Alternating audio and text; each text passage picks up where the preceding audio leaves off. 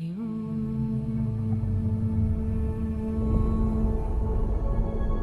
planet Arrakis is so beautiful when the sun is low. Rolling over the sands, you can see spice in the air. The outsiders ravage our lands in front of our eyes.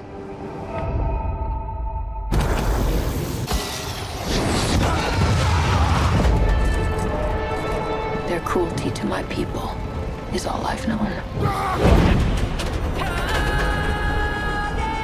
What's to become of our world? Hello. Welcome back to another episode of Queen's Dead.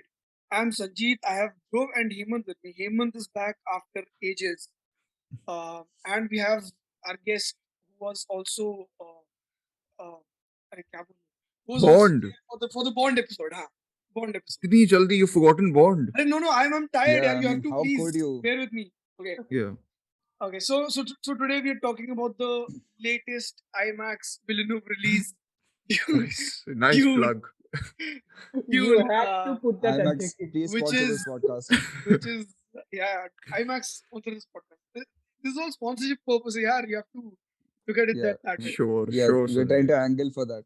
Hmm. Yeah. Dolby Atmos ad before every single showing. Okay, so we will just jump into initial thoughts. What is Dune about, Sanjeet? Though, like, what's the story about? Sorry, Yeah, I'm that putting also you on like- the spot. So Oh, Dune wow. is Never. basically I'm a kidding. sci-fi No, we epic. can go into I want to initial hear thoughts. I want to hear this.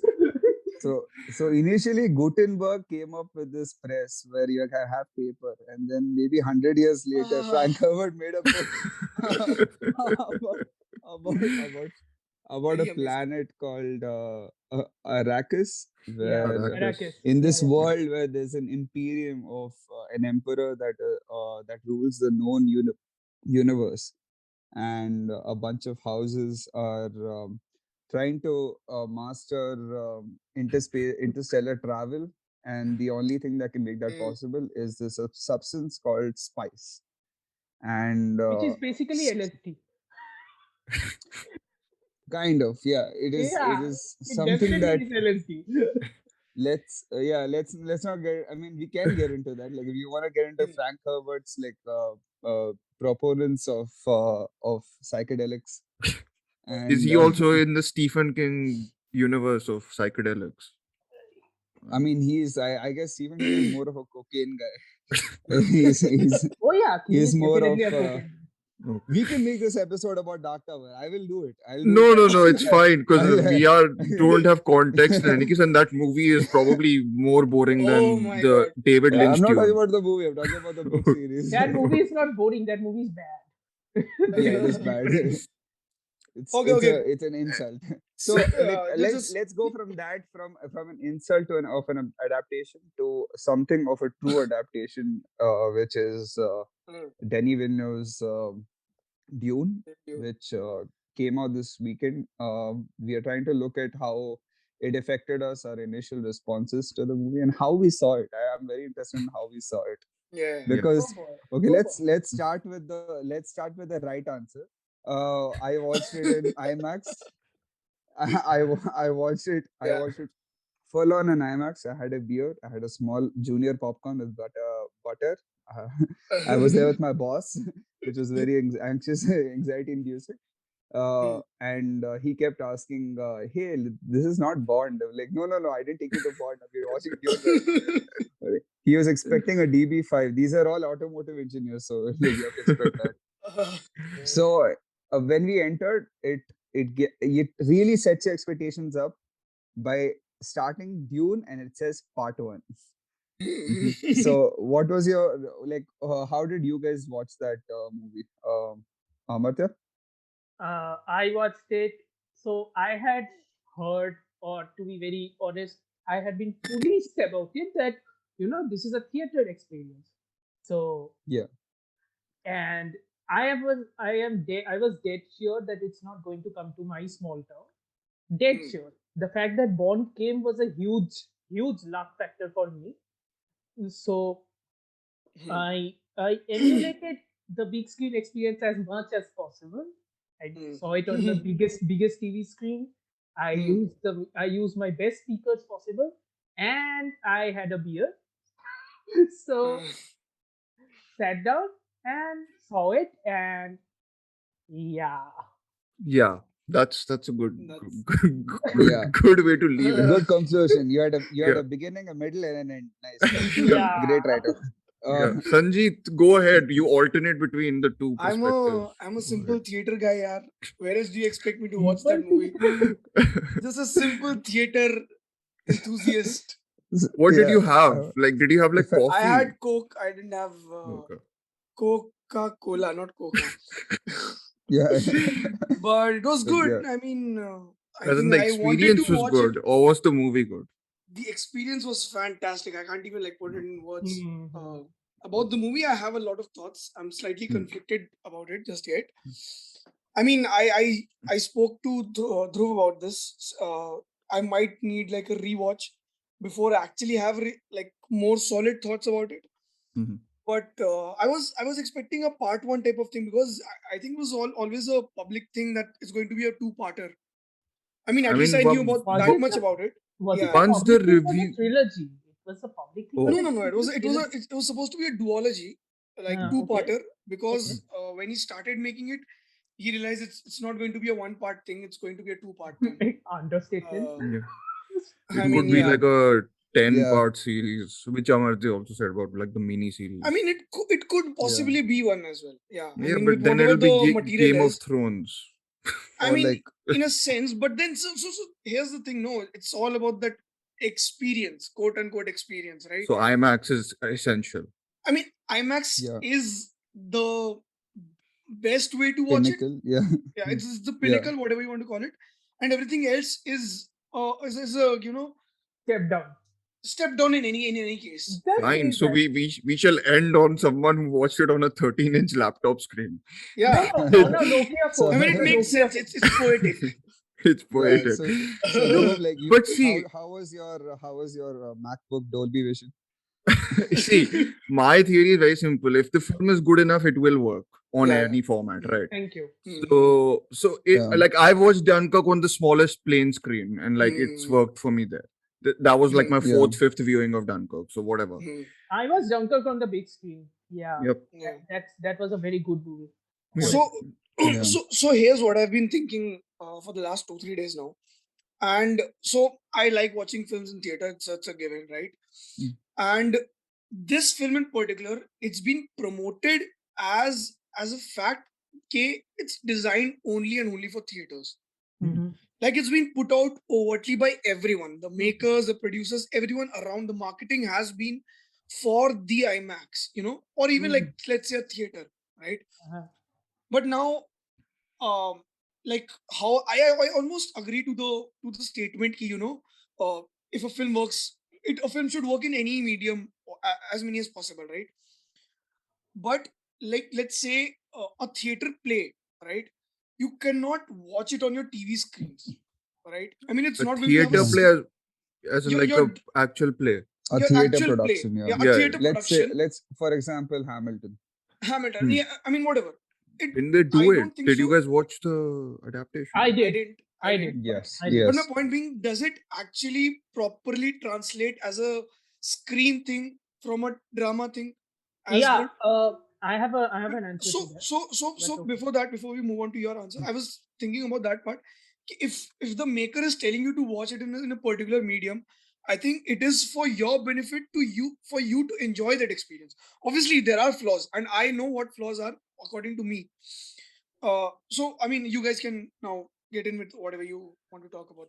Initial thoughts, or is it? Yeah. Let's just keep it clear because there's like a bunch of stuff we have to talk about, right? Yeah. Initial So thoughts. Yeah, Amartya, fatafa. what was the point that you were trying to make? Yeah. Okay, so the Hamilton adaptation specifically, if I remember correctly, the Hamilton adaptation was specifically filmed in that way because Sanjeet is right. You cannot capture Broadway otherwise. Yes. Broadway is impossible to be captured otherwise. The reason why Hamilton worked for me in the screen is because the camera shot it like a film. Camera was moving like that. They were focusing on Lin-Manuel and Miranda's faces. They were Yes. focusing on the angles and everything. That's how it was shot. So you Wait. can't. So I'm curious. Wait, so they actually like translated it in a film language Yeah, versus yeah, yeah, like yeah, No, yeah. okay, no. Exactly. This was again. I have to like chime in. Okay, Like okay. there's no mise en scène or anything like that in the adaptation. There is Yeah, yeah, there is. It's just a play, and they have shot it like as if it's a concert. as if I it's a would. concert. It Yeah, is more. Yeah, it is okay, more akin to a concert. I mean, like So your theater play is supposed to give you an immediate reaction. That's the whole point. There are yes, no retakes in it, hmm. hmm. right? yes, So you cannot really translate that form of art into, let's say, like a film. Let's say. I mean, there's a But yes, correlation, but like you have to create a film language definitely, for it. Yeah, definitely, yeah, exactly my exactly. yeah. point. I mean, you've seen a number of plays that are adapted very recently. Anthony Hopkins, The Fences. Father, Yeah, anything. yeah, yeah. Hmm. But you can definitely make out a point ki, it is sort of designed in a theater play because of how a certain action takes place from point A to point B, let's say. Or how much talking is happening in one scene in the Hmm. Exactly, dialogue. something Yeah, some elements that come into play. Yeah. My point being, if someone is asking you to, if a maker is telling you to watch a certain film in a certain way, or not, let's not even take Villeneuve or Nolan as a matter of fact. If Aronofsky is Oh yeah. okay with you to watch his films on his phone, I mean, then it's a different case altogether, right? Yeah, But I yeah, mean, no, no, but go ahead. let's say for Dune, I mean, and then I'll just tell my initial thoughts in a minute and everything. I mean, if William is telling you to watch it in theater, why not do that and have a clear judgment, uh, rather than have one which will always be, hampered by the fact that you didn't watch it in the most ideal way possible, right? Yeah, fair Hmm. enough. Yeah. Fair enough. And yes. also coming to my initial thoughts. So Yeah. so I liked the movie. It was great. The theater experience. I needed that sensory experience because I don't think so. I would have enjoyed that on my laptop. Mhm. Because it is slightly slow and everything. It's a little moody, like typical Villeneuve cinema. And but I think it's an upgrade on 2049 style. I mean, in a sense, Villeneuve style, which he Mhm. adapted to 2049. I think he bettered because I think he learned from his mistakes. Mhm. From 2049, I think there is a lot of Villeneuve in Dune, but I think there is, technically speaking, the cutting of the film is slightly different than most of Villeneuve's movies. And Okay. even like the Yes. shot taking, I mean, see, if you look at the shot taking in this, uh, it's wides, right? And there is some concrete thing, structure present, ever present in your frame, while some action is taking place in the background or foreground or wherever. So I mean, he's trying to do a lot of uh, not just empty shots of concrete structural things. It's just action also is placing any type of action or conversation also Yeah, it's a lot is taking lot place. more layered. And in terms of the editing, I think his edits, his short length was comparatively shorter in this film, which I thought Hmm. was something he might have learned in 2049, because I think that bothered a lot of people in 2049. As this is according to the people I know who've watched 2049. So yeah, anyone else can go ahead with their initial thoughts. No, no. Let's do Hemant first because I think you guys Yeah, liked it much more than our side of the. yeah, yeah. Yeah. So I would say like um this movie, the first experience I had with the movie, the first feeling that it invoked was that he was really trying to create an atmosphere Hmm, and a tone. hmm, He was getting that down as much as possible. hmm, Mm. Like there's a lot of things that you can really really love to about that movie. Is that like two things that come to mind is the engineering of it. hmm, He's a hmm, huge fan of like brutalist architecture, and he's a huge fan of yeah. showing things as realistically as possible to give them justification in reality, Mm. like the way they have created some buildings, the way they've created or the costumes. A lot of the production design is all with very much Villeneuve. Hmm, Mm. hmm, And he and when I the first feeling I got from the movie was that okay, this is definitely a space movie. This is not yeah. supposed to be like this is he has basically taken some areas of arrival, put them together with what he had learned from Blade Runner 2049 in the way he's showing spaces and how he's showing characters. Hmm, Mhm. hmm, He took that up to like another level with this. basically this is him trying to create a blockbuster. This Yeah. was him trying to create something that is in his own taste. He was trying to create something that's of a huge scale. He was trying to make Hmm. it look alien. He was trying to make it look otherworldly. Hmm. I wasn't ever taken out of the movie thinking that, oh no, I don't feel like, I think they're trying to really sell me something without really showing it to me, without really proving it to me. Because in a lot of ways, like, he has used editing and movements that really show the power of what is there in that universe. He's trying to show you the Yeah. universe. He's not trying to show you like an entertaining experience or anything like that. He's trying to show you a world. He's trying to transport you into some other world, which is very difficult. Like, I think the last time I felt that way was the first time I ever saw the first Star Wars. I felt more in connection to that world than I did watching the prequel trilogy, because The I felt like this. prequel is okay. The Star George Wars Lucas prequels. Star prequels. Wars Okay, prequels. Yeah, Yeah. I meant episode 1 one, Star two, three. Wars. Yeah. Yeah, Yeah, yeah, got it. and where it's Star Wars, not like New Hope. And Mm-hmm. that There's no really hope. transported me to that word. Yeah, no hope. Yeah. Yeah. So that that uh, that that is something that I didn't feel. There are two other adaptations of this book.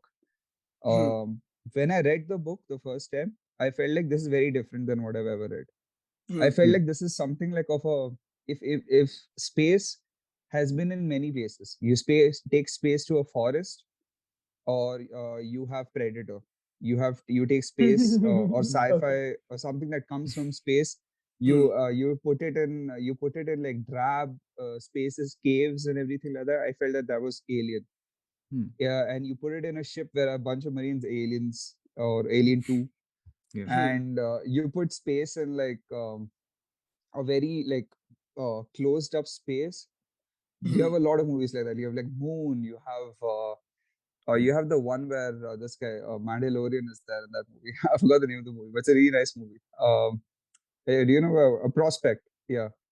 Oh Okay. yeah, yeah. I've So seen Prospect, the indie. it's Yeah. a bunch of it's like a western shot in space. Yeah. Yeah. And Mandalorian is also basically a western, one of the like the old western shows. And like in Once Upon a Time in Hollywood, I don't know, Karthik is not here, but I want to like show his presence by calling out Once Upon a Time in Hollywood.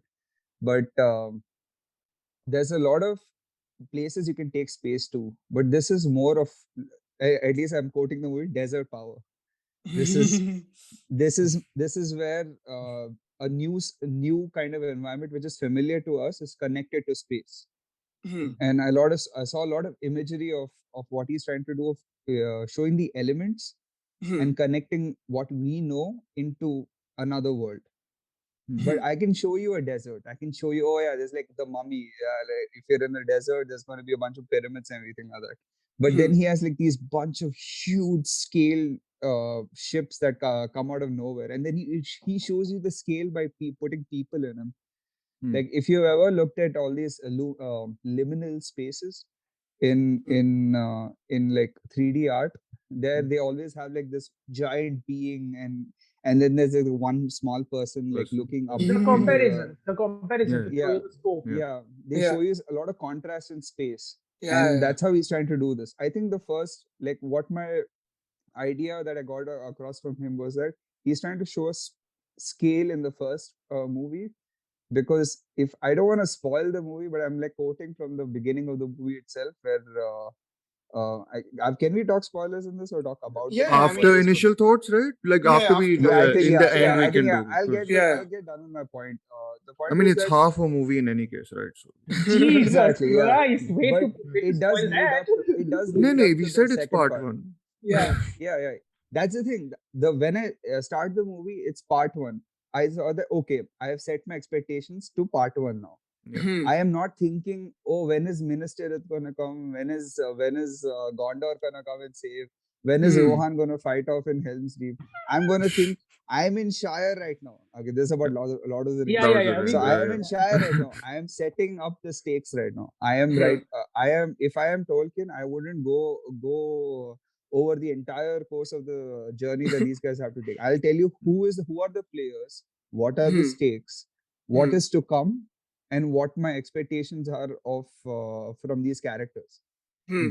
So that is how we setting this all up. Like Hmm. the way I mean, they've shown the adaptation of what he's trying to tell in the book. When I first read the book, it was all about history. The whole book is surrounding on how you look at history and how information is passed on from the Hmm. ages.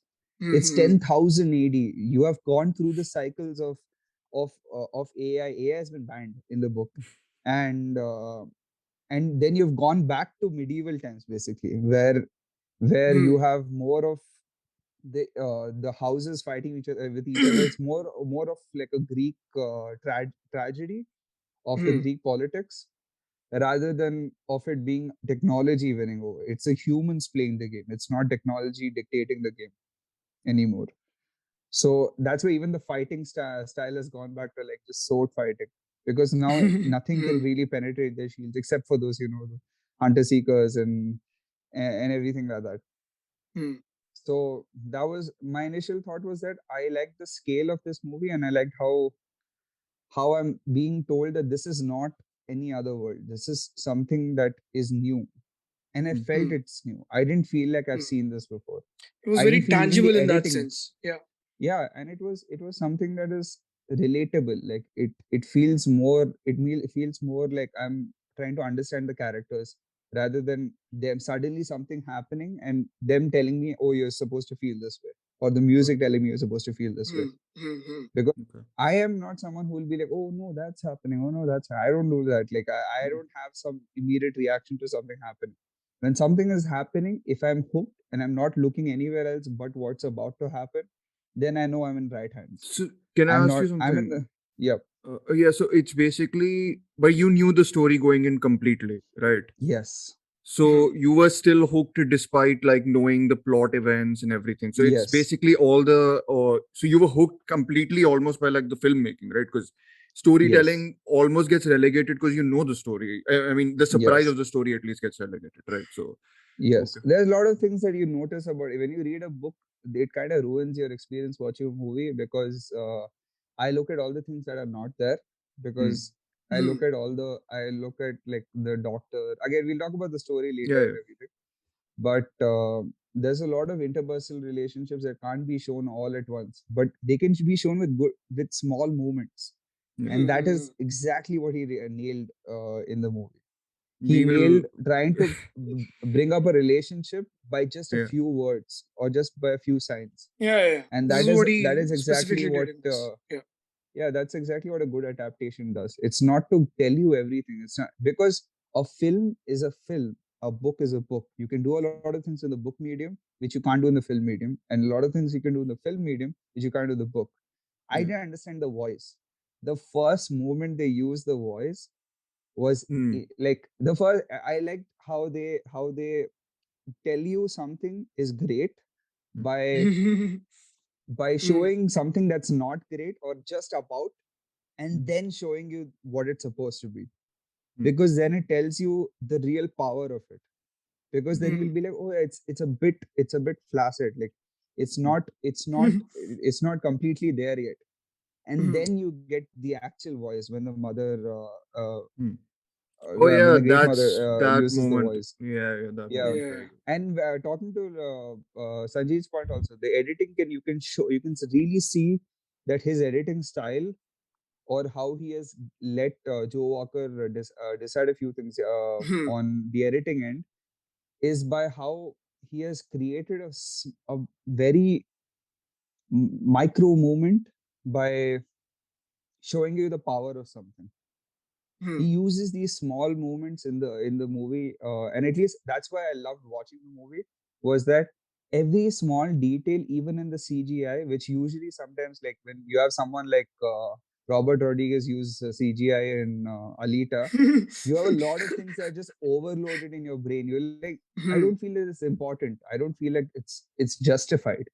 As Hmm. Hmm. long as it's justified, I feel like good watching it. I feel like, okay, yeah, there's some thought that was put in there, and there was storytelling going on, even past the storytelling that's been put forth to me through words and sound. and that's what that's what I really loved in my initial like the initial experience that I was having watching the movie. I So mean, yeah, I wish I did. I wish I had the same experience. Honestly, Same like actually. the rapturous. Like when you are talking about it, I'm almost like envious about the fact that I didn't have this experience. And this is not about the theater experience. I mean, like in generally In general, yeah. having the experience of being that immersed in that world, because I wasn't, honestly. And I'm a big Villeneuve fan in general. And I think Blade Runner 2049 is fantastic. Like I love that film a lot. Yeah. There's something inherently. I think Amartya and me share a lot of the problems. So I'll hand it over to Amartya, but I'll just mention a couple of points which I thought. So I think the big problem with me, I guess, with Dune in general, it seems like, and maybe you're talking about the scale and all, right? There's a lot of wides, and then you get a lot of sort of even I got bothered by the walking, talking, exposing information formula, which happens again and again and again and again in the film. And you have to do it fine to set up a lot of the characters, right? I think there's so much of the film that's involved in that I started looking forward to like an establishing shot. I was like, get that establishing shot, that music will pump in, and then I will be excited. Like that element, because I knew the story from the Lynch version. So my reaction to this Dune was primarily filmmaking related. So I was like, okay, I know the beats, the story beats. So now it's like, oh, how are you going to like tackle this particular scene or particular thing? And I mean, I like the whole minimalist sort of brutalist, whatever architectural thing you're keeping. Like I thought there was a lot of like uh Blade Runner 2049 sort of, the panels or like whatever the building architecture was in like Jared Leto's yes, yeah, house. Like it Yeah. felt like a lot like that. And Yeah, all the yeah, colors are much more muted than, well, David Lynch's Dune, which is on acid in any case. So, yeah. so yes, like all that subduedness I liked, because I think it fits the whole dystopian, like all the places feel dystopian here, like all the places they travel to, even Arrakis, which is supposed to be like this magical, not magical, but mystical at least. It still has like a darkness to it, which I think I appreciated. But yeah, there's something about, I still think there's just too much the relationship between information and entertainment, which I always come back to now. Like there's so much information given, but like I wanted to get more involved with the characters and like with what they were doing, and I was just like, there's one character I could really like. That's because I love the actress. So that's only Rebecca Ferguson, Rebecca right? She Ferguson. was my Okay. favorite character Yes. just because she's reminds me of Ingrid Bergman, and she's very Wow, good. okay. Okay. He looks like her. Nice parallel. Yeah, Uh, yeah, no, Yeah, I I got see. it. I agree. I am Yeah. seeing yeah, that now. I am yeah, seeing that now. yeah. Okay, Amartya, to you, because you had a very detailed review, which I really liked. So you can go ahead. Yeah. Yeah, It is so detailed that I literally have to pull it up yeah, yeah. You should. now. No. I have it up. I love the one line of this. I love the like the mysterious spice, the fuel of interstellar travel, is an allegory for oil. And the Yeah, story of Dune is a story about the shortage of resource and overpopulation. In a way, yeah. metaphors and allegory aside, Dune is science fiction at its finest. A story utilizing high concepts to explore universal issues. I like this. I'm now okay. Everyone follow Letterboxd Amartya Acharya. I'm full on. I am Amartya Stan now, just from that review. Jeez. Go ahead and Please don't be. Please don't de- be. But okay. deconstruct it after this, Amartya. What else have you written Yeah. which counters that? Yeah, Not count. because those are the only positives there. Yeah. Yeah. Okay, so first of all, I don't think I don't think there is anybody who wanted this movie to be so good than me. Okay, I wanted this movie to be so good, Hmm. and when I'm listening to him up there, I so wish I had experienced all of that. I so wish I had seen all of the little details you captured. I could only see the vastness which Villeneuve is trying to portray. If you He's definitely trying to capture the Lawrence of Arabia hugeness. Okay, Lawrence of Arabia, Mhm. if anybody has seen Lawrence of Arabia, it is huge. Yeah. That movie Mhm. conveys huge. And it's shot in the desert, it conveys the vastness of the desert. In a way, Villeneuve is trying to capture. And the architecture and everything, I love the fact that the architecture is, so severe, so Spartan in a way. Mhm. Okay, it's like very Spartan, but again, the biggest problem is Dune isn't just about visuals. It isn't. It isn't supposed to be. It wasn't marketed as anything like that. Because we have seen sci-fis, right? We have seen Yeah. sci-fis which are visual spectacles. Even the sequel trilogy, if I'm going back to Star Wars, even the sequel trilogies are visual spectacles. But they are ultimately rubbish. Mhm. They One of are them's rubbish. not bad. Disagree. Yeah. I love Last Disagree. Jedi. I love Last Jedi. Yeah. But anyway, so Mm. they aren't that great. They are visual spectacles, but that's it. Yeah. Dune is supposed to be, and the fact that it's building world building, you are only building. I think I wrote in my review as well. What you're building in the world is impressionistic in a way. You're building paintings. You're building darkened corner paintings. You're building yellowish hues paintings. Mhm. But if you're creating a world, I need some characters to hang on to. I need some characters to latch on to. I need some characters to hang out with. Number one. Number two, if I'm getting introduced into a world, I want to be introduced into the world fully, because if this is a movie about setup, I need to be introduced to the setup completely. I didn't. Mhm. I didn't get that. So, initial thoughts, I think the movie as a spectacle is amazing. I think those who have enjoyed it in the theater is going to enjoy it hugely. They are going to be enveloped in a high, because what they have seen is insane. It is. Yeah. What they've seen is insane. But come out of the theater, wait for 2 to 3 days, mull on it a bit, and then you will realize what you have seen is a great, beautifully shown, beautifully shown work, which is ultimately very simple and incomplete.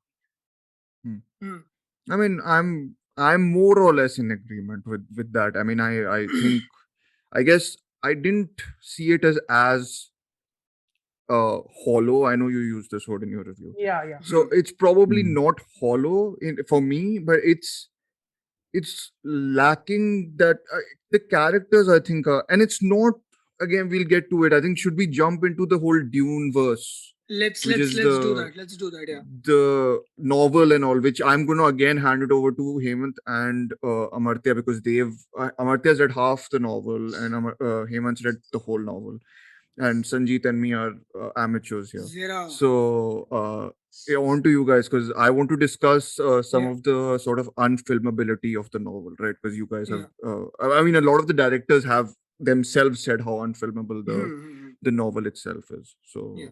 yeah, go Okay. ahead, guys. Okay. Your Who's going floor. first? Who's going first? I think Amartya, you should go first. Yep. Cool. So, here's the thing. First of all, the Hemant will agree with me on this. I think the unfilmable, the adaptation part, kind of sells the mystique of the novel. Yes, Yes, it does. I think it is too much of a hampering even for the novel itself, that oh my god, the novel is unfilmable. I don't think anything is that unfilmable. It takes Yeah, time.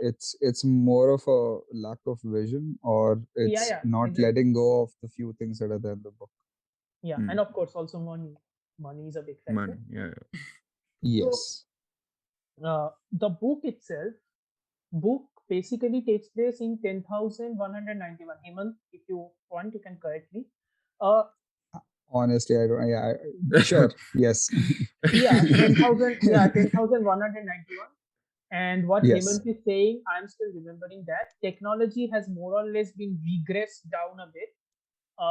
People Yes. are now moving towards the more medieval age, because we have to remember that Herbert wrote this in the 60s. So his vision Yes. of the future is very much influenced by his present. Mhm. So his And the vision of, past. and the past Mm. as well. Mm. But Yeah. but Dune's story is definitely very much rooted in the present. Because Mhm. here's the thing: Yes. you're talking about a story about an imperium.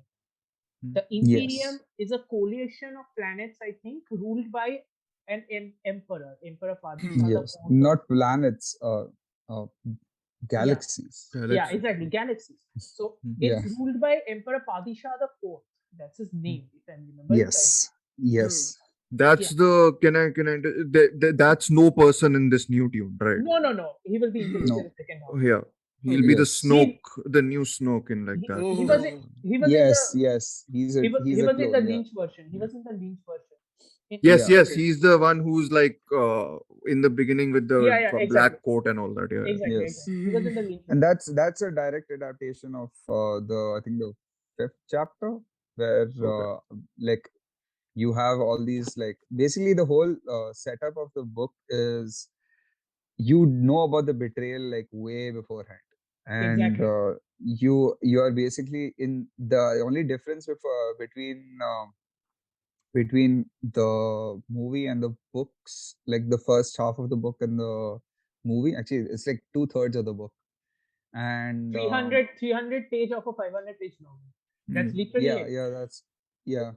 And he's so he's flipped around a few things where Hmm. you don't know the backstory of Dr. Yoon, and he the you don't also you don't know about, of course, the emperor in Lynch's Dune. He gave you everything from the beginning, but he made it more about Paul's perspective Mhm. rather than everyone else around him. In this, we're getting Jessica's perspective, we're getting Leto's perspective, we're even getting a bit of Duncan Idaho's perspective, which actually I like. I Yeah, it wish they'd was shown good. more of his Or you history, mean because they Space show that in Aquaman? the book. Space Aquaman. Yes, Space Aquaman. Yes, DC stands over here. This is Yeah. that's over here. uh, I think, yeah. Go on, Amartya.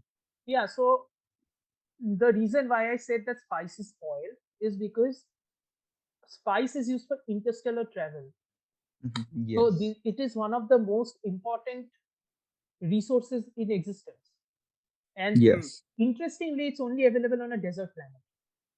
So yes, the oil allegory cannot be any more simpler. yes, Okay, so this is a fight about oil, and yes, it's also a fight about minorities. The fact Mhm. that yes, the Fremen are supposed to be the minorities, and how people are looking at them as the minorities. The yes, the entire class system, the entire emperors, the entire all of the houses, they think the Fremen are small in numbers, which they aren't. yes. Yeah, which they aren't. So yeah, it Yeah, is also tapping into a lot of the. I mean, presently, a lot of the. I mean, you had Fremen praying to Paul through gates in almost what looked like burqas. Mhm. the So Muslim and like, the Muslim Mhm. nature yeah, of that entire. yeah, This movie is also interesting that people always try to criticize white people about this, but think about this for a minute. This is a white author who is Mhm. trying to show that the religion in Dune in the future will be predominantly Muslim in a Mhm. planet. yes, Predominantly Mhm. Muslim in a planet. There are lots of things from the etymology to the talkings to the yes, behavior which are very, very, very, very Muslim, Mhm. which is yes. interesting. Can I ask a question? Sorry. Yeah, How does the book reveal all this though? Like what is the technique, or I mean what is the, in the film there's very, you have to create a visual language, right, to do all mhm. this. So like in the book, is this like described by like this narrator, like this third person narrator who's like basically talking about all this, or is it how like do you get to know about this world more and more through character interactions? Yeah, They this is more of your third regular person exposition type. regular Yeah, you're exposition type. Got But it, yeah got it. you just get someone who says something in a very weird way, and then you get the Yeah. explanation from the author saying that, yeah, they talk in this weird way because yeah, they all Oh, believe exactly. that there's a messiah. Yeah, it's like that. Yeah, okay. but Herbert That's not Herbert encouragement. Okay. Herbert describes it Herbert describes it so well sometimes Yeah. that Yes, it's very easy to imagine what the hell is happening because he's so good at that. The Hmm. yeah, I distinctly remember when I was reading Dune, I got chills when it came to that sequence.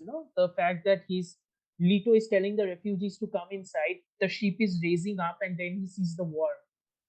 Hmm. Then they see the Yes. worm. That entire sequence is chilling when you are reading it because he Yes. captures that scene so well. Yes. Your Yeah. imagination is boosted by his writing. It's that Mm. good. Yes.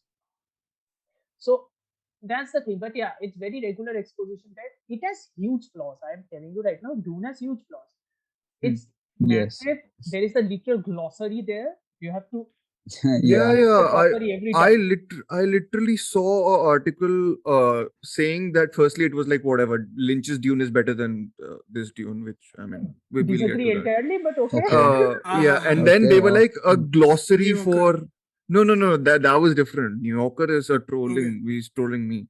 But no, this there was a glossary for Lynch's Dune, like a whole glossary. They were like, this is all you need to know before watching David Lynch's Dune, and I was like, Yeah, because it's in the book. The glossary, there is a huge okay, glossary in the book. okay. It's it's mortifying. It's mortifying, and it's also applause worthy. I don't think there is any writer besides Tolkien who has done that much of research Hmm. into a fictional world. Yes. So Yeah. kudos to that. Yeah.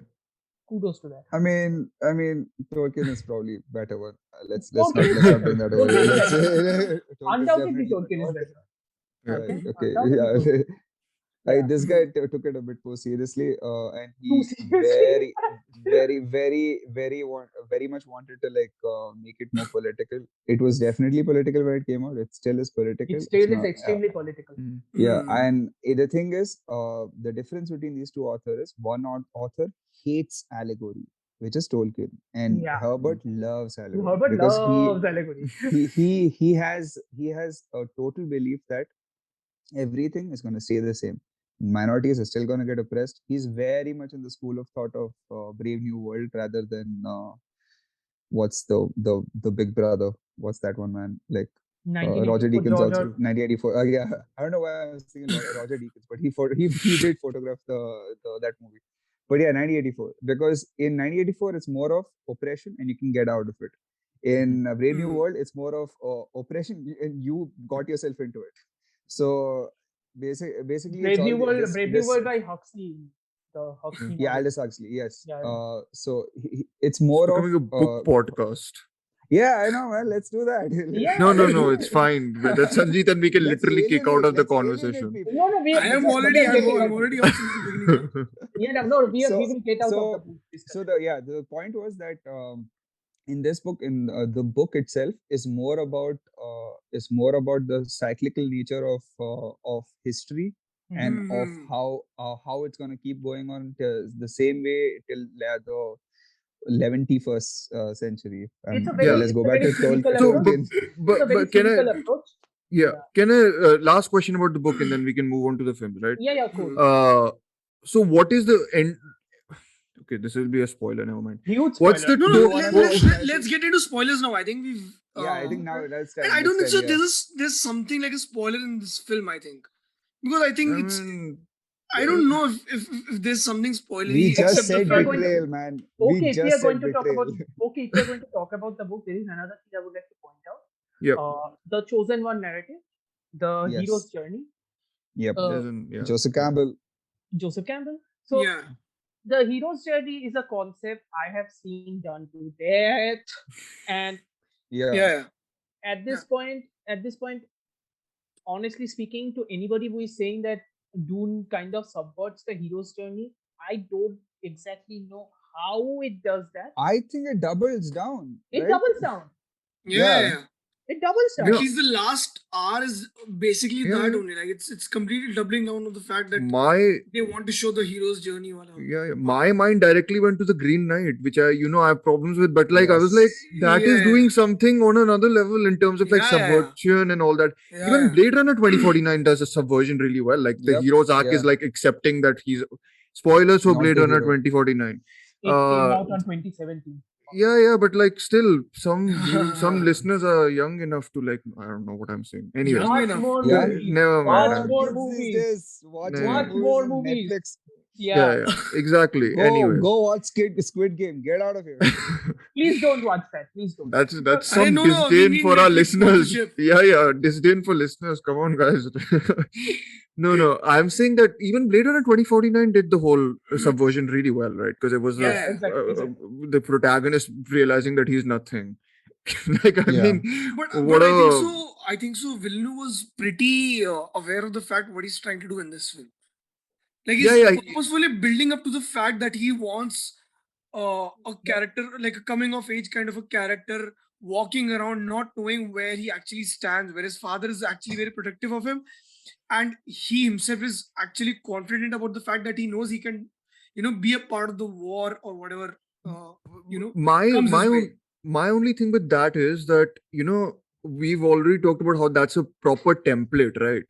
So then Hmm. doesn't that put like an even bigger burden? I mean, I guess he's also catering to a lot of new viewers, right? Like Exactly. people who Yeah. haven't read Yes. Dune and like who haven't like seen the Yeah. other Dunes, which is I think where the plot actually sort of matters. But like I've al- people who've read it, like that's why I was asking him, and like it worked for him despite knowing the plot. So he was completely into the directorial or whatever visual things that Hmm. Villeneuve was doing, right?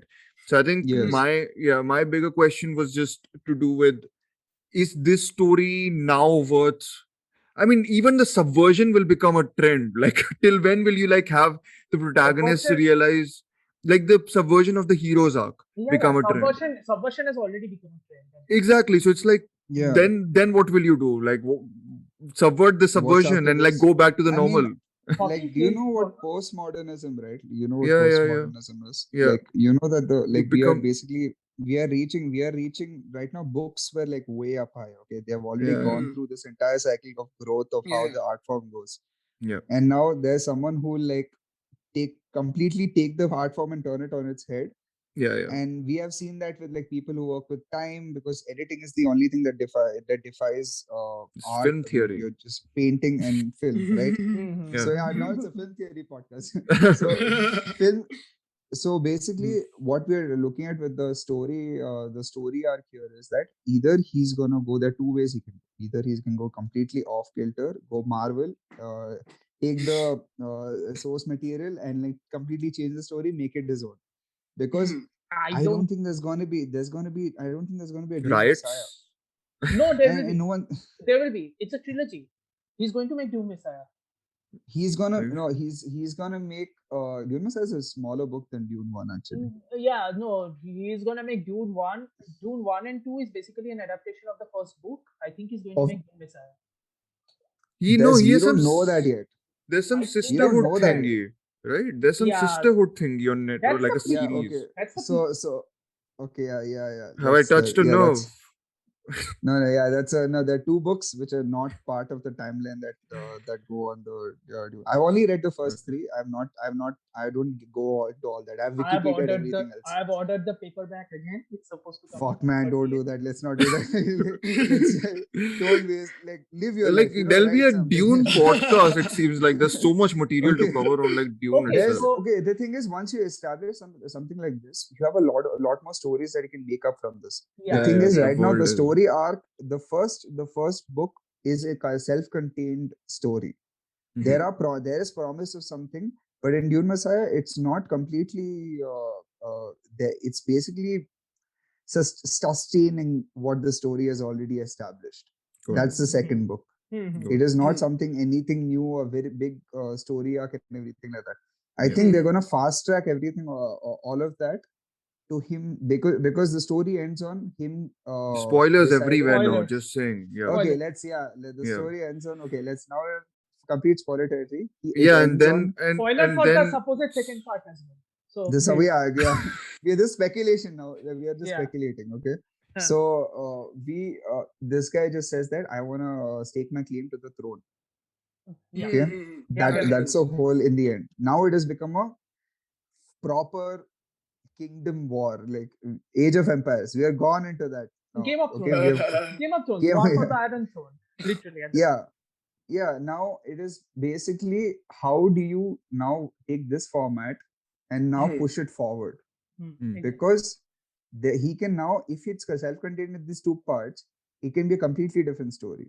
What he has told you till now is a promise of what is to come. Oh, he'll Because go Ryan we got- Johnson way. You want him to go Yeah. Ryan Oh Johnson? dear Lord. Yes, I do. Honestly, I do. I don't want him to. Why did we already get the information of her being pregnant in the first movie?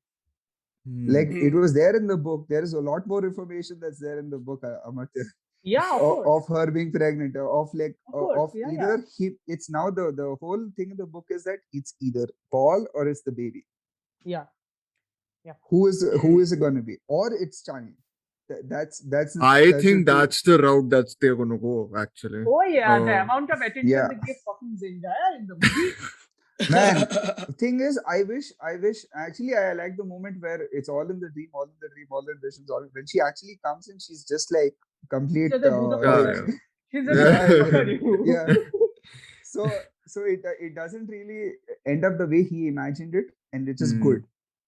So either we can have the two people protecting the baby, basically make it a family Drama. narrative, Yeah. and or make it the feminine narrative, which Yeah. is what I'm reading from the music, at least because of all the voices and how they have built this whole thing around him being corrupted by the ways of men and the deeds of men, and being because his own feminine side, which is comes to the Bene Gesserit, and him embracing that and protecting that legacy. So Oh, it's boy. Interesting. and This it's very, sounds honestly. and Now I'm interested in part 2. if you look at just the writing, Hey, and the even way I'm they've interested written in it, part 2. I'm even interested No, in we part both 2. are. I mean, we are Yeah. not like we don't hate the movie or anything. I mean, both of us have like great It's just admiration maybe- for Denis Villeneuve. yeah, it's not just the and also the writers, Denis Villeneuve, and who else wrote John this? There's Spates. two more, John right? Spates, And John Eric Spates. Roth. Yeah. Eric Roth, yeah. Yeah. Eric Roth wrote this. Eric I mean, Roth's co-wrote, written yeah, for co-wrote, yeah. What did Okay. Eric Roth write otherwise? I think I he's have- written for Scorsese, I think. Oh. Yeah, that's right. I don't know which movie it was. I think it was. All right, I'll go. Okay, I go banter now. Bang? Oh, yo, banter. No, wait. Now let's now I think let's just properly segue into like the Dune.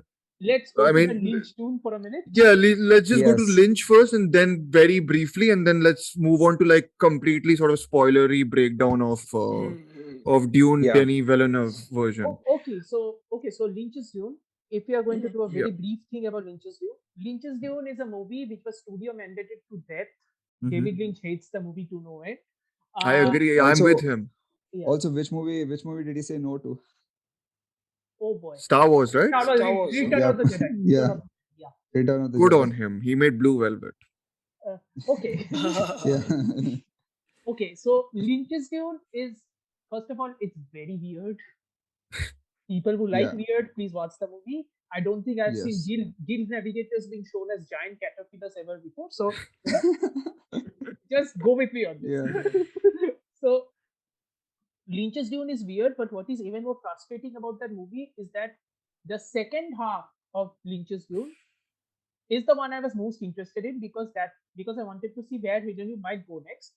But he races to that second half to such an extent that I'm like, fuck you. So Mhm. absolutely fuck you. Mm.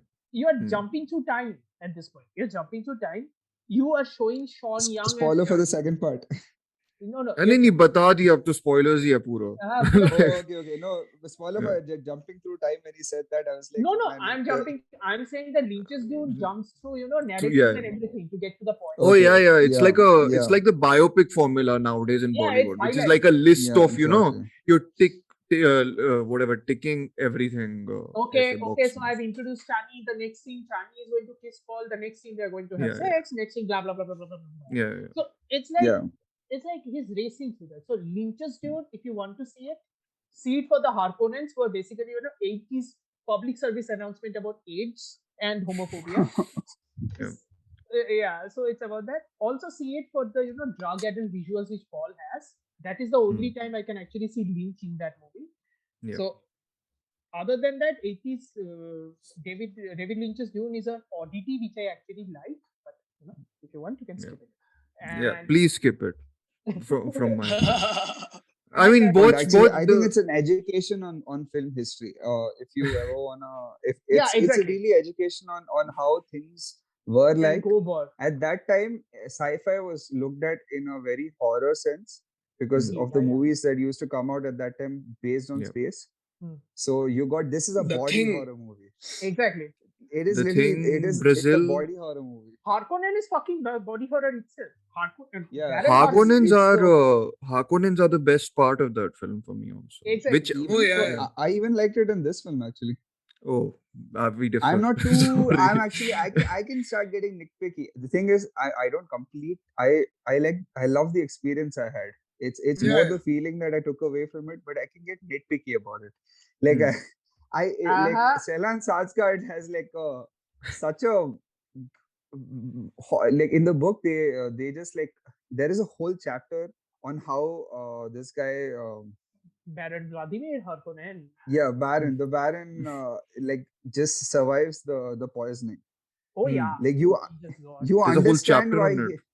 Wow. Oh, by the way, because that's a spoiler for the second part. He's going to come back. Oh yeah, because yeah he's I mean there it's no There there, in at the right? top. the first, this part itself, Yeah, no? yeah, he's levitated and like just No, no, no, At no, the no. top. sitting at The last scene, yeah. the last scene when Oscar Isaac's character Leto presses the tooth, Yeah. everybody gets poisoned, including the Baron. So the question is whether the Baron will No, come no, No, back. no, there no, is no. a There's a shot. scene. Yeah, yeah, yeah. There is a No, shot there's a after scene that. where the Baron At the gets ceiling. his In the cousin. ceiling, yeah. He's Yeah. levitating Sorry, upward. his nephew like comes in. Batista comes in and talks to him. Yeah. Batista sounded like some like WWE crossovers happening at the same Oh, yeah. time. That's I his actually loved Batista in this movie. He had Even I such did, yeah. great timing of how he was moving his face. Like, Yeah, even his walk.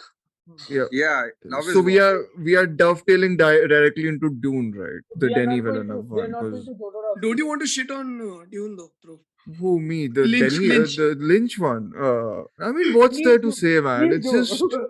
It's just it's I was sad honestly after a point. It was just like feeling bad for Lynch because it was so clearly compromised in some senses. And you can see his vision in it, which is I Okay. think why I don't think he can disown it also, which is even worse. Like He can't because nobody Yeah. else can make that movie. It's the impossible. dream sequences have such Lynchian imagery. I was just like, no one will do that baby popping out of the womb like that in a Oh, wow. PG-13 Dune Oh, yeah. movie. Oh, Like yeah. that's Oh, like yeah. What are you eraser just hit telling me? stuff. Eraser Man, hit I stuff. would love to be 13 years old back then. It would be so great. Just Fuck fuck all me that- up. Fuck all that imagery. It's like, remember that entire Gom Jabbar sequence and Paul is putting Oh it yeah, up? yeah, yeah. Remember Yeah. Lynch's imagery? The hand is burning, the hand is becoming like this. It's like, Yeah. Like for a blockbuster thing, I was like, who allowed that to pass through like the or go uncut? Like those elements are still there. I have to say the worst thing I've ever seen in a movie is inner monologues. And there is so many of them in this film. People literally tell you what they are thinking and feeling that at is every how second in the it's- film. And my head was I was also feeling bad for Kyle MacLachlan because I was like, I really love Yeah. him and Twin Peaks and everything. So I was I'm like, going to say the what are you biggest hot doing? I'm He's going like to say the sweating a lot throughout the film. I was like, what is this? Like, and I was just like feeling bad for him. I'm That's going it. to say the biggest hot take here. Biggest hot take. Yeah. Go ahead. We'll jump directly to Dune now because Yeah. that's linking to it. I know Yeah, this. that is the biggest hot take here. I actually like McLachlan's Paul more than Chalamet's. But Chalamet, you've not explored yet, no? No. Oh, it's barely explored in that one also. Just saying. Yeah. Yeah. Itne mein you're able to judge kya? उतने में भी उतना ही होता है sir. Like in the Purana Dune, it's like a character list of things he goes through. There's no introspection. There is No, nothing. I'm just asking in a sense, since this is not like a complete story, do you think your sense of judgment would be at your best My if you're sense of not judgment- looking at the My whole sense of story judgment, my in a sense of sense? my sense of judgment about Timothy Chalamet's Paul can only be thought if I can actually think that he's able to emote. Ouch. Hmm. Say Timothy Chalamet fans. I mean I didn't mind him that much. So No, he uh, he I was liked him. yeah. the briefing Villeneuve gave him was, okay, you have got dark hair, you have got long hair, you have got black hair. Be the emo kid from My Chemical Romance and don't emote at all. He is a blank slate, but he becomes someone Max who Amartya, can have expressions. reference That I was the got. character arc, I thought. I Blank don't slate, feel old anymore. blank slate is blank slate. I can understand blank slates. It's like a video game. A video game protagonist is also a blank slate. I'm not in a video game. I'm in a But movie. he is very video gamey in that. Like he has a bland character. Like I think in both versions, and then he like becomes. I mean, I think McLachlan remains bland, but that's more also because there's nothing like the film goes in McLachlan- Yeah, that there's way. no direction to him Yeah. to feel something. Yeah, It yeah. wasn't really based on how he was portraying the story. Rather, he was just trying to tell the story as fast as possible. It was more like a Yeah. Nolan movie It's in like Lynch's one, rather than it was It's like- Is that a Nolan dig? of course it is. Yeah, it's a diss, Okay. man. Yeah, sorry. No, it's like Paul. It's like Paul. No, my issue is that if you are going to show Paul as the reluctant, hero of the hero's journey, because that's what you're doing. That's the only subversion you're doing. That's of the hero's yeah. journey. If you're And going that's to the show, only arc in the film. That's the it. on- that's the only arc in the film. If you're going to show Paul as the reluctant hero of the hero's journey, Yeah. give me something. Who would you have preferred as the lead? Give Amartya? me some doubt. Give me some doubt. Give me some doubt on his, talking. Give me some doubt on his face. All he's doing is monotoning. Who would you have preferred Yeah. as the lead? I mean, I'm just putting you on the spotlight and asking you. That's it. I don't think, honest to God, I don't think my opinion matters to Hollywood because Hollywood is just No, dying of for course. Timothy Chalamet. Yeah, So but like it's like- I'm just spitballing. Say like do whatever. Like No, as a comes at the top what of if, your head. like What if? who would you? I'd say I Yeah. just throw it out there. Paul Dano. Okay. I don't mind My Paul Dano God. being Paul Dano? Paul Atreides. Really? Hot Okay. pick. Just because of the name. Because Yeah. of the name. Yeah. No, I can't Eli know. Sunday, Like, that's why I wanted about him to Lucas be like crushed Hedges? by the Baron. Those are the two Oscar picks you guys have, right? Either Timothy Chalamet or Lucas Oh, Hedges. Hedges, Oscar people yeah. love the shit. Oscar people Yeah. love that shit. What about Jonah Hill from I 17 years I back? don't find Lucas Hedges as good as I find Timothy Chalamet.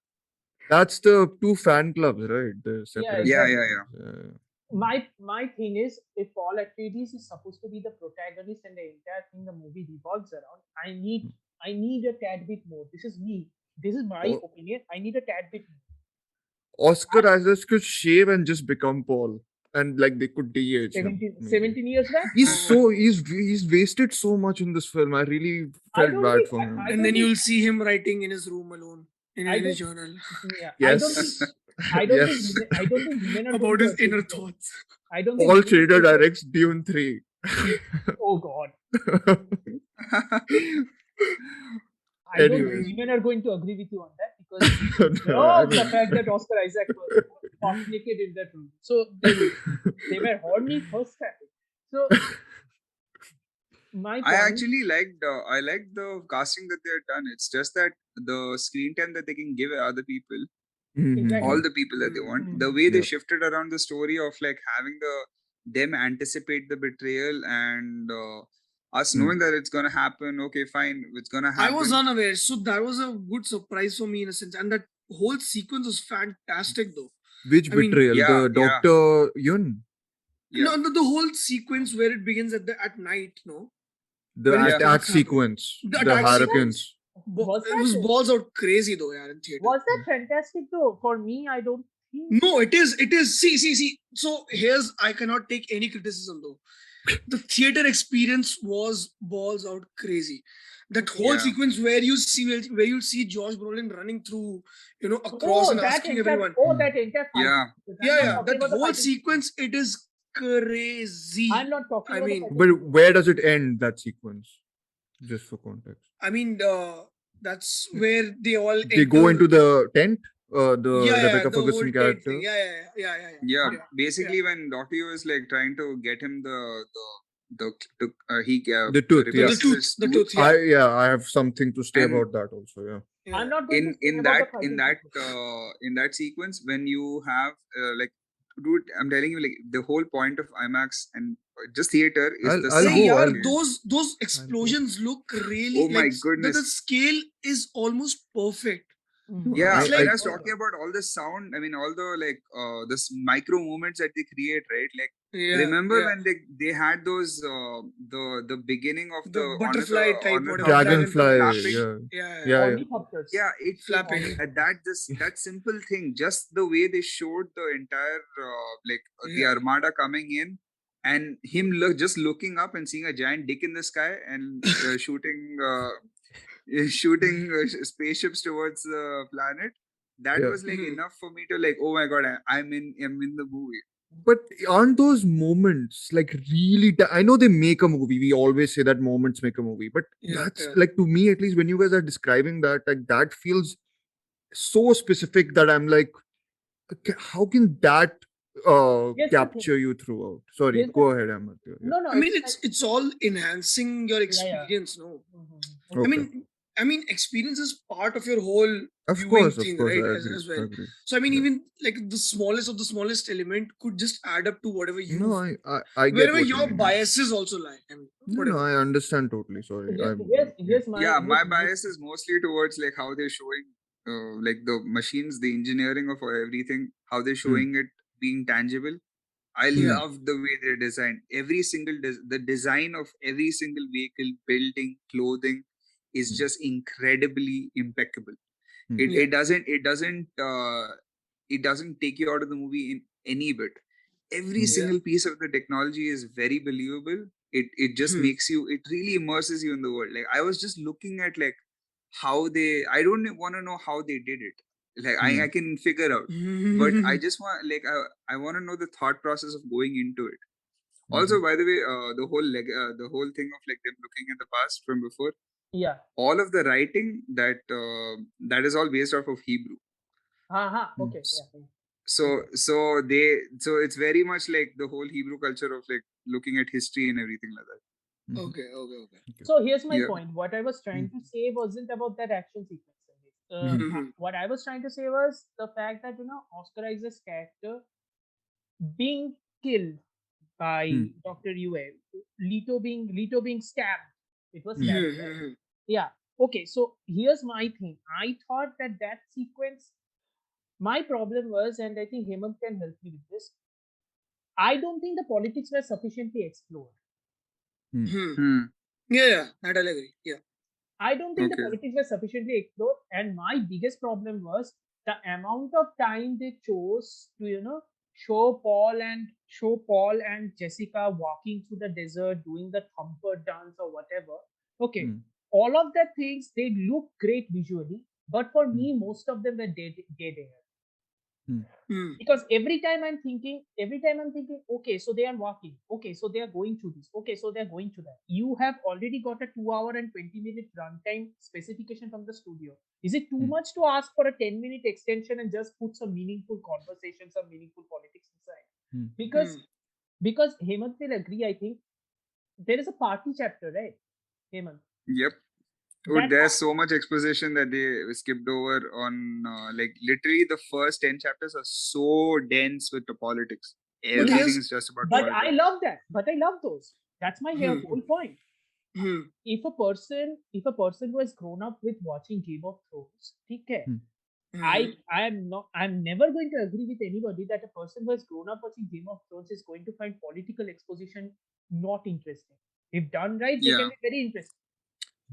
But here's what I think. I think Hmm. Villeneuve purposefully dialed down that whole politics angle. That's what I feel.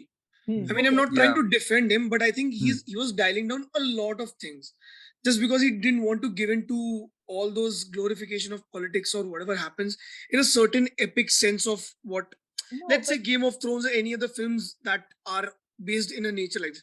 Because this film, if you just look at the bare bones of the story, without, if you strip down all the details and whatever, it's just the plot points. It's a basic story, right? You can see that even Bahubali has the same story if you have to look at it, right? I mean, it's just the details. If you add to that, it just builds to the whole lore. I think he just didn't want to give into the basicness of whatever happens in a certain story like this.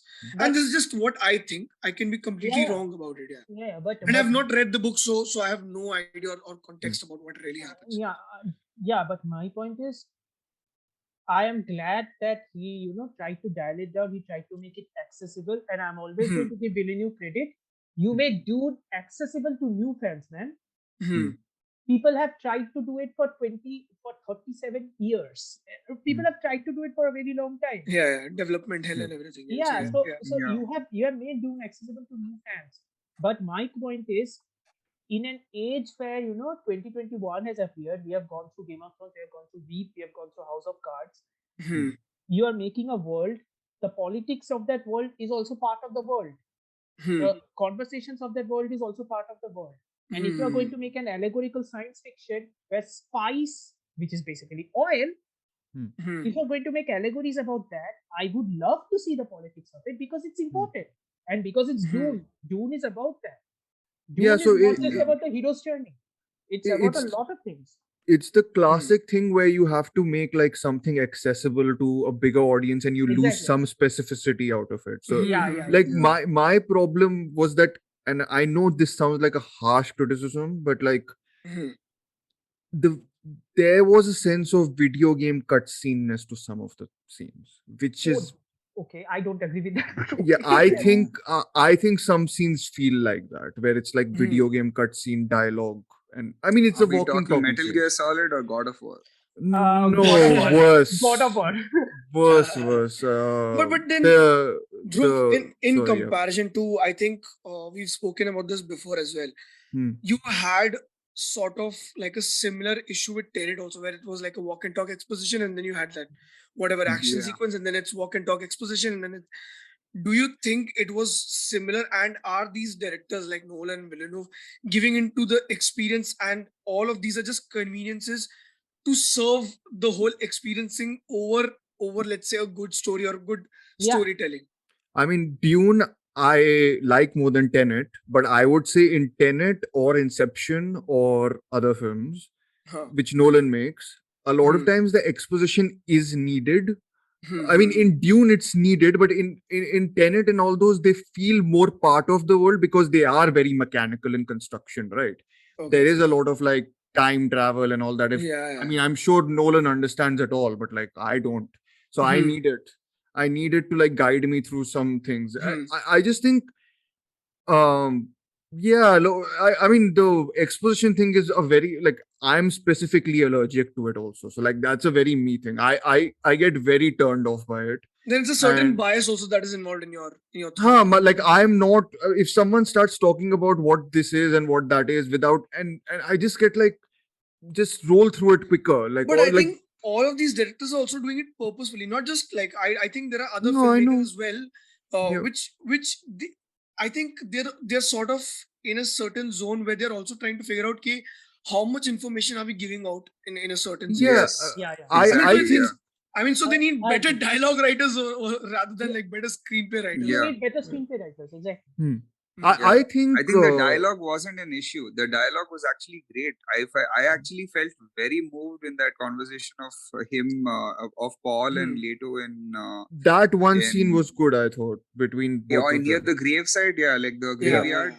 Because that was such a power. I felt powerful like in the theater. I didn't feel like it was a spectacle anymore. I felt like it was personal. That is when I was sold. The thing is that with this much economy that they're trying to create, with this much like dense material, if you make it about the characters, he stuck with the characters. He totally gave up on the politics. He didn't try to do other things when it was not really that important. It's not that he's trying to serve that one area of the politics. He's trying to look at what the politics is doing to people. That was his point, I think. And I think making it about the politics would become something external. And it'll create even more work of exposition. It'll create even more work of, where do we fit this? Where do we fit that? Exactly. Too many things. I totally acknowledge. I mean, I saw the Lynch Dune before this, right? So, I mean, to me, this was like music.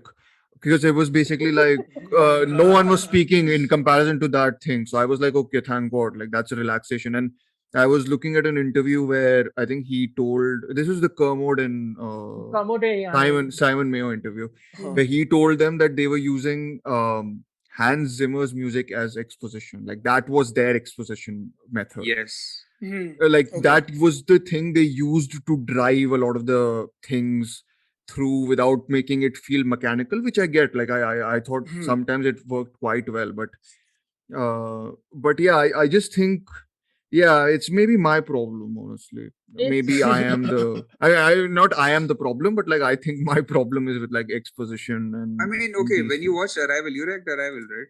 Yeah, I loved it. Did you like the scene where there's like, here is this and this lady. She's right now trying to work really hard to create the code of like a, I don't know, she's trying to make a codex of all the language that the aliens were speaking to her. And that might have been a moment though in Arrival. Like it wasn't like long moments of people talking to each other and all that. Like I think that film is much more stripped down from what I remember. But of course, its focus is also much more stripped down in that sense, right? Yeah, it is only basically about one language, person, aliens, exactly. That's it.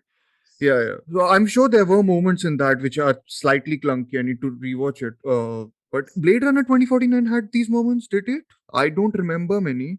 From whatever they had a lot of the same Villeneuve has this thing of like he'll tell you, oh, they're talking, oh man, what about that sky ferret? Oh, I don't know, the sky ferret, we don't know what happened after the sky ferret, and they'll just talk about that thing. You'll be like, man, that sky ferret must be important thing. Like I get it. You repeat it enough, repetition legitimizes. Yeah, he's like, do you put it in like a normal conversation reference? But he's barely written any of these films actually we are talking about. But I think his presence is more or less, incorporated with whatever style he's trying to, Yeah, it's more his language is his contribution is mostly visual and how he's trying to tell the story. He's not that married to the screenplay. Can I make a digression here, Sanjeet? Okay, so Star Trek 2009. Everybody has seen that movie? Into Darkness? Yep. No, the first part. Okay, yeah. Everybody has seen that movie. Which one? Star Trek. Yeah. J.J. Abrams Star Trek. Okay, so Dhruv, you were saying exposition you have an allergy to. I'll give you an example of very clever exposition done right. When Kirk is brought into the Enterprise because he has an allergy. Okay, he gets a vision. Yep. He gets a vision about a Romulan spaceship attack. So then he has to go confirm it with Uhura. He has to go and confront it with his captain and everything. If you remember, that's a shitload dump of exposition. Okay, what is the Romulan ship, how it is coming here and everything. Do you remember how that exposition was delivered? He's running, completely running. He's running. Bones is running behind him, trying to cure his allergy. He's trying to talk with Uhura. All the time the music is playing.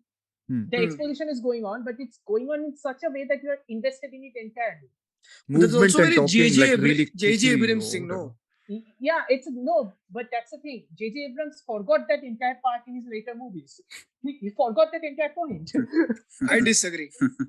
I mean, which part? Force Awakens. I really like Force Awakens. I really, really like Force Awakens. Rise of Skywalker. Let's not. Oh, that is dumpster fire. Okay, no, that is like you are dumpster fire. Like you're comparing totally different experiences. No, but my point is that's a very clever exposition. I am not exactly the big fan of J.J. Abrams, but that's how that's one way by which you can write a clever exposition. I mean, Spielberg used to do this a lot. He used to exactly just have people Spielberg. walk and talk. Exactly what Ganti is saying. I think me and Hemant have discussed this before as well. Like how Spielberg does these one-ers where people are just walking and talking, and it's full chaos. It is complete chaos. Exactly. And he'll just put it in any film, and it's amazing how he does that and pulls it off. Any film he'll do. He'll do it in Post. He's done it in Ready Player One, the most recent Munich. Munich. Bridge of Spies is a lot of like that also, from what I remember. There's this one but shot that's because Coen Brothers wrote it. Yeah, Coen Brothers wrote it. That's not all the writing in that movie and J.J. Abrams is everything. Mostly Coen Brothers. J.J. Abrams is literally inspired from Spielberg to that. My point is, I'm not going to ding Denis Villeneuve by comparing it to 2009 Star Trek. That's a completely different experience altogether. My point is, exposition can be done in a lot of ways. Of course. Clever screenplay writers can involve exposition, politics, a lot of things. They can truncate it. They can customize it. They can do it in a lot of ways by which you can invest the audience and also introduce parts of the world which I believe are genuinely important. I felt that the politics in Dune are a genuine part of Dune, which was completely not there. Completely not there. And that was one of my biggest problems. It wasn't there. And so I think what my problem with Dune was, like, I've not spoken about it, but I think my main problem with Dune was more or less like, after a certain point, like, I loved it. I was loving the movie until, let's say, like an hour, 40 minutes, something like that. Okay. The last 1 hour after he gets out of the tent and everything, right? Yeah. I was like, this film, I mean, before it ended, I was like, he was clueless about where to go after this. Yep. Oh, really? I didn't mind the last portion. I thought he was I agree. He was clueless where to go, and he didn't know where to end it. And then when he ended it, it felt very sudden. I agree. Really? That is what I felt. I agree completely. And this is after loving the first hour, 30 minutes, like absolutely loving the first hour, 30 minutes. You didn't like when it goes all Mad Max in the storm.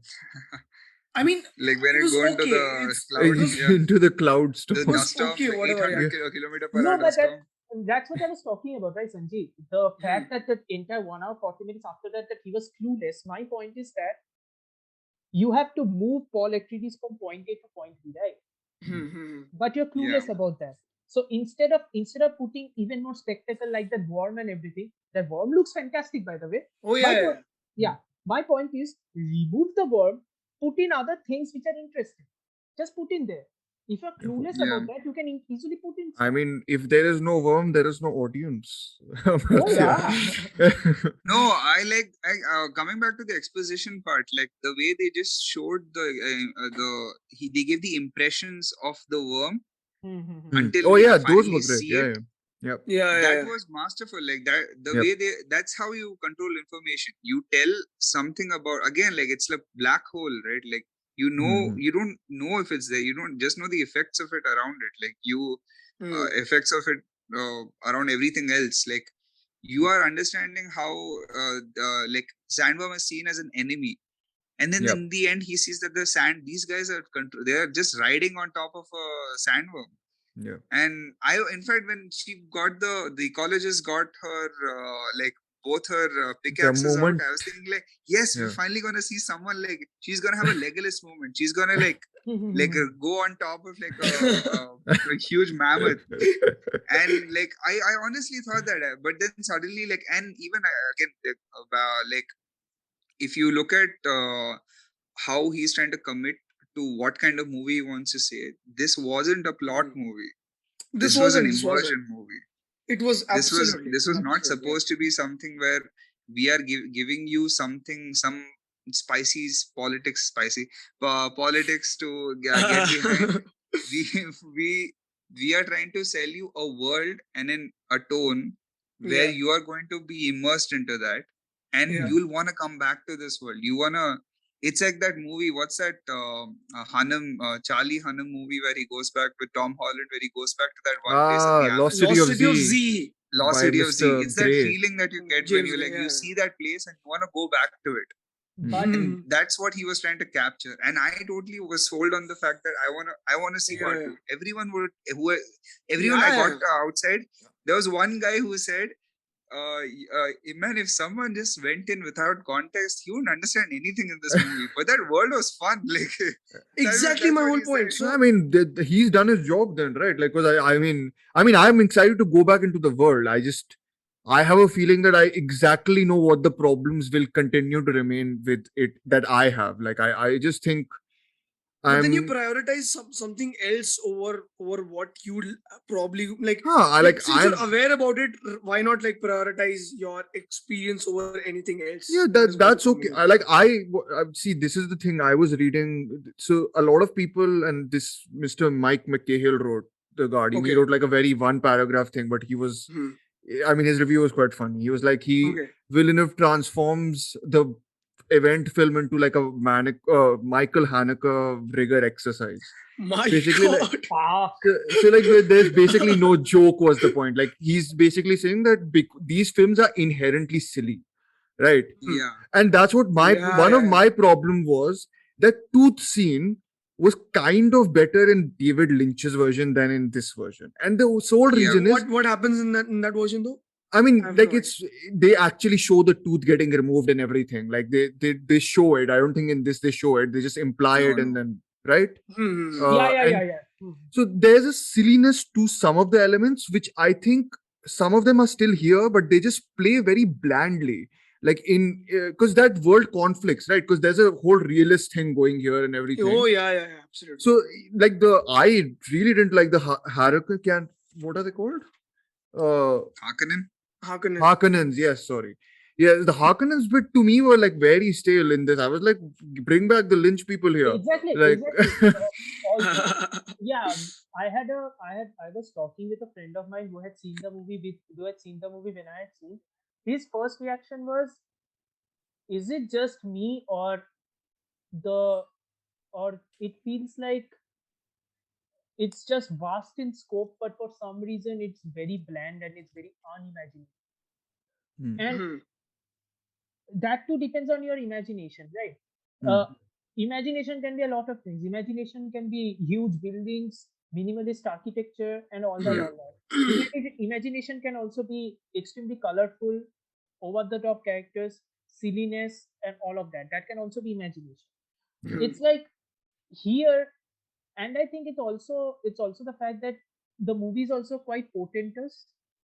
Okay, I didn't mind the portentous that much, but it's like with the portentous somehow it feels like you don't want to get too much into the politics also. So it's like what is the portentousness for? No, like if you're creating such a serious film about a hero's arc story, right? Then it's like some context. Then it's kind of stuck in the middle of being this more heady sci-fi, but also appealing to the Star Wars crowd, kind of like that. Yeah. My point, and this was also a big point about Titan. Okay, this was also a bigger problem with me about Titan. I'm not going Titan to a Hey, no Titan discussion here, okay? No Titan discussion. I'm not giving any discussion. Any discussion. My only problem with Titan was that No problems about Titan here. No. I know what you're talking about. We'll discuss. No Titan. My point is, if you're going to make a sci-fi, a heady sci-fi, my thing is fully commit to it. The Blade Runner 2049, right? That's the tone of heady sci-fi, I would think. Fully commit to it. Yeah, or Arrival. That's the tone, I think. And then because you have a story to back it up, I think this story is much more, at least in his way, focused on the hero's arc, right? Like you guys have also said this, right? That it is a much he's removing the politics out of it. He's doing whatever. Like, but his style is also very like Villeneuve, right? He's like completely much more colder, I guess, than a lot of absolutely, right? So, I mean, that's where I'm coming from a little bit, but I will be happy to give it a watch in IMAX, Sanjeet sir, and see how much of a experience, like how much of it experiences more, I guess, on an IMAX screen. Just shave your way the way Sanjeet does when you go into the theater. just to pay homage. Actually, I will. One thing I really liked about Lynch's Dune was that they didn't shy away from showing you how what they're doing instead of getting to the point. Yeah. Because the whole Leto's death was given a montage. Basically, they were given the whole Leto's death. The point of that whole montage was to show the effect of it on Paul again. Like it was not. It was not to show the sacrifice he is doing. It was, and also failed sacrifice. And they could have actually milked on a lot of those failed sacrifices, hopelessness in the first one. Because I like it when things get really, really hopeless in the first movies. Like hopeless just in general, just lose in the end, You just like hopelessness. I just like hopelessness. Like Empire Strikes Back. Like Empire.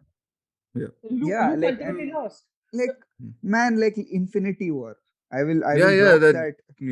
And sell my soul. Okay, so I actually liked I liked the way they were. I like in the book they showed you how pointless the death of Letos was. Exactly. Or of how pointless US betrayal was. It was Hmm. all in the to answer the Imperium basically, and Hmm. then the whole point of the movie also was that the relentlessness of the Imperium.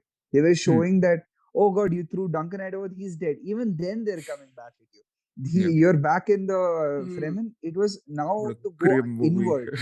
Basically, it's like it's a big, the whole movie eventually turns into a chase scene, and Mad then this Max. guy goes, man, that tent scene really, it irks with me also. I don't like that tent scene at all. They're whispering way too much, and one thing about IMAX speakers is they ruined the whole point of the very iconic lines, which is, and they're just like bloody whispering all important lines. Like, man, just enunciate, okay, Just please. enunciate, exactly. Just Yeah, enunciate. or just speak in sign language. That was way better than like. Which you showed. Which you showed that they're. Yeah, I like the show don't tell part of it, but when they were telling it, I didn't like what they were saying. In the moments when supposed to get heady, because your whole picture is supposed to be heady is sci-fi. hanging on those words that you're about to say. Tears in the rain. The whole point was just for you to say something that's gonna really dig through. You've already like completely had me bare. You were supposed to stab me, and then you take like that knives out while I end my knife and just do that. Fake out. Like, Fake yeah, you don't want to. Spoilers for Knives Out also. Yeah. No, who it didn't happen. We didn't say, right, who it happened to, who it came from. As in So the Daniel the Craig point is character. that Okay. Another big problem with this movie is how it ends. yeah, It's very sudden. Number one, it's very yeah, sudden. Number two, what the fuck was that final fight scene? What the fuck? yeah. I think they will Oh, the get more duel. on that later. Yeah, what the fuck? Seriously, what the Last fuck? duel.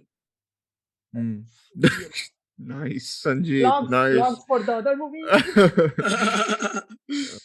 Are we talking about Are you talking Yeah. about Stanley Kubrick's No, duel? but ending this episode with closing thoughts on the film. Like everyone just chime in with your thoughts on the film. Okay. You only go ahead, Sanjeet. No, I'll go in the end. Oh, you'll just because the end should be like the IMAX plug. Oh, obviously. So the beginning say only you must have seen. I know. No, I know that. Okay, so I'll go because I don't have much to add to whatever you guys have said. I just think there's so many ways to like look at this film. Like, it's just you can look at it as in comparison to Lynch version. If it's like faithful to the text, if it's unfaithful to it, like then you can look at it as like whatever comparison with how it's with modern blockbuster cinema. Like there's again, you just Villeneuve's filmography, etc., right? You just or you can look at it as whatever Star Wars companion, like I told Amartya Sand was, but like whatever. Like you can look at it in any way possible, and I think again it's in a long list of recent movies where I may be not loving the film essentially, but I'm very glad people are really liking it. Like I'm very glad that people are getting immersed in this. I wish I was equally, but like I think my problems are much more so like I think we've discussed like the whole exposition stuff is a very me problem in general, but yeah, I look forward to watching it on the IMAX screen and hopefully clicking with it more, I guess. But yeah, colder. I didn't have much of an emotional reaction honestly, but yeah. Amartya, what about you? Okay. When I was pestering Sanjeet and Dhruv about getting into this podcast for this episode, my biggest point was this is the last time I'm going to talk about this movie. After that, I'm done. I'm not going to talk about this movie anymore. So my final thoughts about this movie in general. So there you go. I'm glad this movie exists. This is the best adaptation we are going to get for now. Yes. I think because it is Dune, it should have been a lot better. But from a visual scale, from a scope scale, it's great. I think Hans Zimmer's score, I did not like it that much. Oh yeah, can I like? Yeah, can we all, like, just your finishing. I was about to mention someone Yeah. mentioned about Hans Zimmer's score, but otherwise, Yeah, people who so, like the yeah, film will like hit I us. totally agree. Yeah, go on, Amartya. Yeah, Hans Zimmer's score, I did not like it that much. I think it is becoming too I don't repetitive.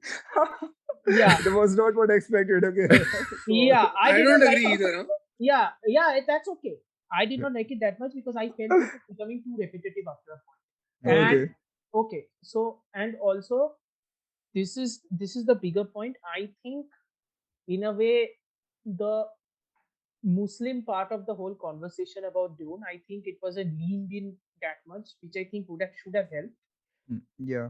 Conversely, though, I love the fact that the cast is very diverse. I love that Kynes was gender swapped. I love that the Fremen are not white people, but Yeah. of course, if they were Muslims and other queer people, I would have appreciated it a lot more. But baby steps, I can completely accept that. All in all, I can say that I liked it. It should have been better, but I think and it should have worked as a standalone because I hate the excuse that, oh my god, part 2 is going to make so much more sense. I completely hate that excuse. So I agree. yeah, it should have been a better. Yeah. It should have worked as a better standalone. It should have ended in a better way. But because I kind of know where the story is also going, I'm very excited to see what he's going to do with it. So, And hopefully there is one. It seems like there will be. So yeah, there will be one. I think There will so. be one. Yeah. It made a lot of money. There will be one. So good. Yeah. Yeah. Those are my final thoughts. Please nobody ask me about Dune. Please, I beg you. What do you think about Jodorowsky's Dune, bro? Jodorowsky's Dune, I think if Jodorowsky's Dune had come out, we wouldn't have got a Star Wars. The entire sci-fi point of view would have been very different, and it would have been. I was thinking Flash Gordon. Yeah. Star Wars, but Yeah. And Jodorowsky's Dune, I think if Jodorowsky's Dune had come out, we wouldn't have got Alien, which would have been a big loss. Yes. We wouldn't have got Alien. We wouldn't have got a lot of things. But conversely, we would have also got a perfectly ahead of its time a really weird movie. Even weirder. I mean, Lynch, weirder than Lynch. Even weirder than. Yeah. I can guarantee you that much. Even weirder than. Yeah. And that no one would have seen, right? Nobody. And also, if anybody wants to make Jodorowsky's Dune into an animated movie, please contact him. I think he's agreeable to that. So please, for the love of God, any animated studio, please make it into an animated movie. The 70 people listening to this episode, someone yeah, one of them would. Any animators, please. Brad Bird, call me up. Brad. Hey, Bradu. All the first, Bradu? all the first class of CalArts, please. Everyone, Tim Burton, please. Let me know. Timmy. Timmy. Who else we want to call? Bolne ka. Who else? John Lasseter. I think that's fair enough. Lasseter is completely out of the scene. Lasseter as a family बना देगा यार. Lasseter नहीं. उसमें डोरी वोरी कहीं से एकदम से शील. और माउस आ जाएगा फिर से. Yeah. But whatever. I liked Zimmer's score. I think this was Zimmer at his best before anyone says anything else. But Ganti, you say whatever your last thoughts are. Final thoughts. Final thoughts. My final thoughts would be man, what did I do with my life? No, but about this movie, I think it'll be better if this movie I can come back to it maybe like a month later, watch it, and I will feel like I think I feel the same only.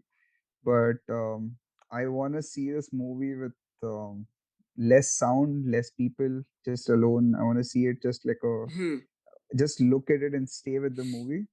On your think laptop. I would say that, on my laptop. Okay, not my laptop. Maybe on like a TV, but not on the phone. Like, please. Even I can't stoop down to. Don't do when somebody said it's going to be a theatrical experience, I know it would never come to my theater, but I tried my best to emulate that. So even I somewhat respect that opinion. So, but if you ever get the chance, Amartya, honestly, this movie is really, it's kind of like Gravity. It's meant to be watched once in a Yeah, yeah. theater, and that's it. It's not a rewatch. It's not like Tenet. It's not like you have to get your head around it. It's not experiment that they're giving it to you. I haven't rewatched Tenet. I'm never going to rewatch it. So there you go. I watched it like 4 times after Yeah, that. yeah. It's just the lead up to that one Trucks in Place theme when it comes, and there's this. Oh, the one music great is shot. fantastic. Music is fantastic. Ludwig Göransson's score. Yeah, I it's am amazing. pronouncing it wrong, Yeah. But this music wise, I felt the themes that they were using of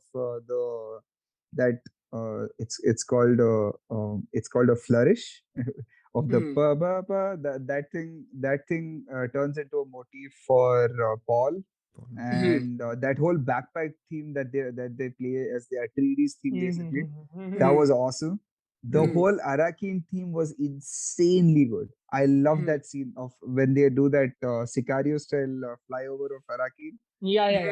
Like that's insanely good. I love the African themes to it. I love what Hans Zimmer has done with voices and what he's done with percussion. He's a percussion guy. He's not. Oh, absolutely, yeah. Full on. He's got 3 things going for him. He does it really well. He's got voices. He can do great guitars and smaller themes with guitars, and he can do percussion really well.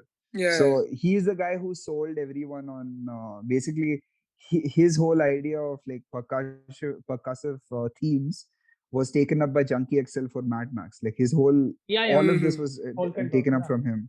Yeah. And he's gone. And one of this, but yeah, my last thoughts being IMAX, yes. I mean, no. Even I'd like to rewatch it soon. But see, I think before I finished the film, I knew what my problems with the film were already. At least I was pretty sure what my problems were going to be in the next viewing already. Like I was pretty sure. Like itna aware tha this time around. But this experience was amazing. I think this is once in a lifetime kind of a thing.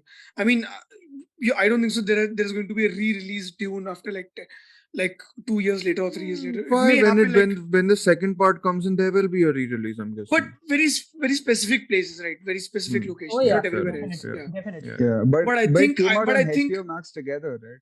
It's already out, yeah. But the IMAX print is much better. I mean, the whole scope and the scale, it looks completely different. I will text you as soon as I get out of the cinema.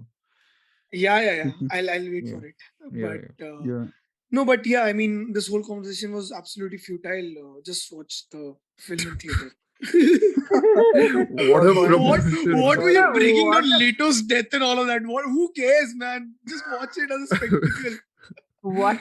Leto's it matters. Anyways, I'm going to stop recording. What a way to end the podcast. It's all point. Khatam to bol do.